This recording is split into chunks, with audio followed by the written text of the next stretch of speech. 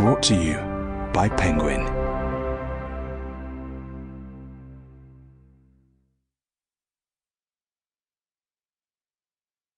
Made for Each Other by Lynn Painter.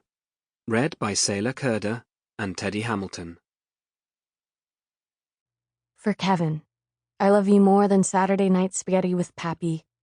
I love every single thing about you and our life together, and shall now write a haiku that perfectly captures my adoration. I love your cute face. Cute, cute, cute, cute, cute, cute, cute. You are the most cute. I am not a poet. Chapter 1. Waking up in the bed of a millionaire. Abby. Is it wrong that a tiny part of me is happy to have an infestation at my apartment? Of course it is, I thought as I sat up and stretched in the decadently soft king-size bed.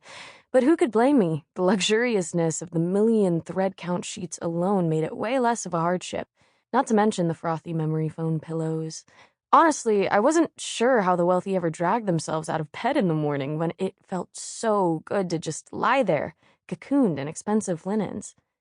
But I didn't have time to languish in the opulence. I needed to get the hell out of there and get to work before Benny fired me. I carefully made the bed, ensuring it was impossible to tell I'd ever been there. I was going to wash the sheets after I came back later because I wasn't some kind of psychotic Goldilocks-coated monster who'd secretly sleep in someone else's bed without laundering away my DNA. But just in case someone happened to show up in the meantime, I wanted to remove all traces of the uninvited Abby Mariano. I'd showered last night just to ensure I had time to clean every square inch of the bathroom, a lot of square inches for the record, so I quickly changed and pulled my hair into a ponytail. 5 minutes later, everything I brought with me was jammed and zipped into my backpack as I reached for the doorknob and opened the bedroom door. Well, good morning. I gasped and my hands flew to my heart as I looked to my right. Oh God, oh God, oh God. Standing there in the enormous kitchen of the fancy penthouse was a silver-haired man and a woman with a sleek black bob. They were smiling, but that didn't make me feel any better. I was completely, totally, absolutely screwed. The guy was wearing a flawless navy suit that was definitely not off the rack. Hello, rich dude with the pocket square. And the woman was in one of those it's just an Oxford and white jeans but they cost $1,000 ensembles. They looked like beautiful royals on retirement, perfectly put together, and they looked like they belonged in the upscale residence where I'd been squatting. But they didn't look surprised to see me. "Sorry, didn't mean to startle you," the man said, stepping forward to extend his hand while he smiled warmly. "I'm Charles, and this is Elaine." "Abby," I mumbled in shock as King Charles wrapped his big hand around mine and shook it confidently, as if this was okay and I was supposed to be there. Way to give them your real name, dipshit. "Abby!" The woman, Elaine apparently, beamed at me like she'd been breathlessly anticipating my arrival. "It's so nice to finally meet you."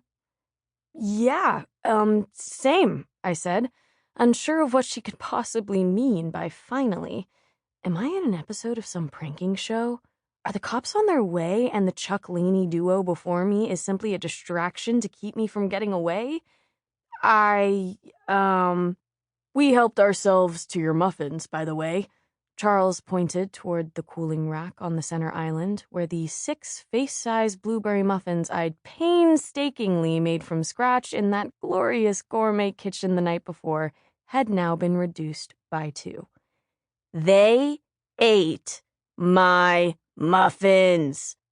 I had bigger problems at the moment, but a tiny part of me wanted to rage because those muffins had been the most delicious things I'd ever tasted. They were supposed to be my amazing breakfast for the next week. I'd planned to devour one perfect little pastry every morning before embarking upon my far-from-perfect life. Only now, 2 resided in the digestive tracts of these 2 beaming socialites. R.I.P. decadent pastries, and a plague on the house of Charles and Elaine. "They were so delicious," Elaine gushed, then added, "Declan never told us you were a pastry chef." "Well," I said, my heart pounding out of my chest as I tried to play along. Sample complete. Ready to continue?